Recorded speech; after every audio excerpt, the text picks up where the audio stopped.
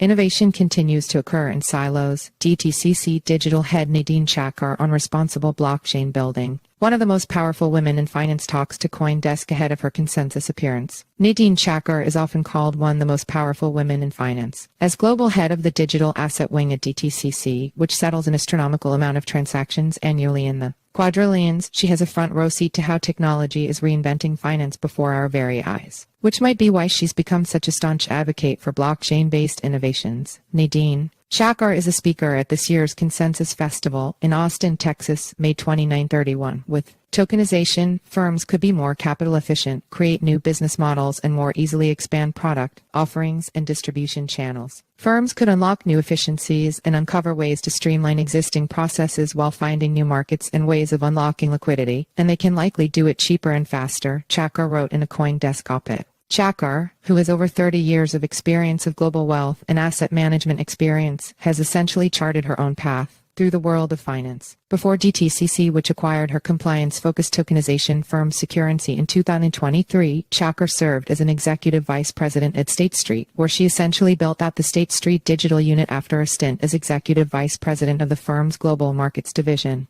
This blend of experience between the traditional and the startup worlds has helped me as a leader to better understand how to strike the right balance between agile and responsible innovation, Chakar said in an interview. See also what consensus speakers are looking forward to this year. CoinDesk caught up with Chakar to discuss her career history, how she views digital transformation, and what responsible regulation for crypto would look like. To what extent did your career at places like State Street Digital and BNY Mellon prepare you to lead the digital asset business at DTCC? I have a history of working at heavily regulated financial institutions, which has given me expertise leading teams that can innovate in a responsible, transparent way that meets the highest regulatory standards. However, given my time as CEO of Securrency, I've witnessed the power of a fintech that can innovate quickly. This blend of experience between the traditional and the startup worlds has helped me as a leader to better understand how to strike the right balance between agile and responsible innovation. Now that Securrency has become DTCC Digital Assets, I believe we're leveraging the best of both worlds. We combine DTCC legacy of trust and experience as the infrastructure for the world's largest capital markets with Securrency best-in-class technology capabilities. Are you observing digital assets impacting traditional financial markets? I believe digital assets are largely operating in a different universe from traditional markets. However, I think we're at a turning point where the two are starting to converge. A major challenge is that innovation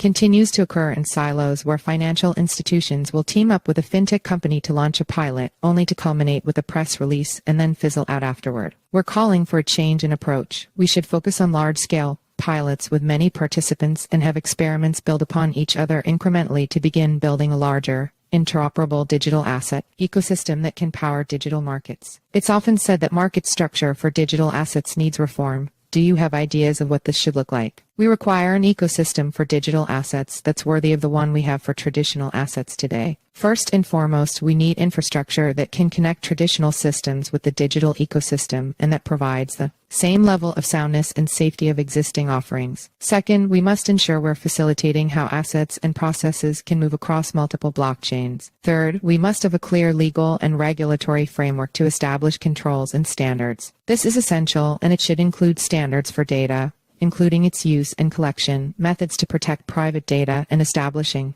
exactly what data is allowed on-chain. See also, the Crypto Developer's Guide to Consensus 2024. Of course, DTCC has been bringing this sort of expertise to the markets for over 50 years. We have the established ecosystem for traditional securities, which will serve as the foundation for creating the digital infrastructure of the future. We are also here to help guide the evolution of the regulatory framework over time to support digital assets. We can't do it alone. This is why we've partnered with other financial market infrastructures, Euroclear and Clearstream, to issue a new paper that lays out the path forward for developing this ecosystem in a measured and collaborative way. We're excited to announce the paper at Consensus. What are you most looking forward to at Consensus? Networking and connecting with colleagues. It's worth repeating, the path to creating the digital asset ecosystem starts with collaboration. While there will always be room for firms to compete with their own bright ideas and compelling use cases, we won't make meaningful progress on tokenization without working together. I'm excited for the industry to collaborate to bring a robust, interoperable, digital asset ecosystem to life.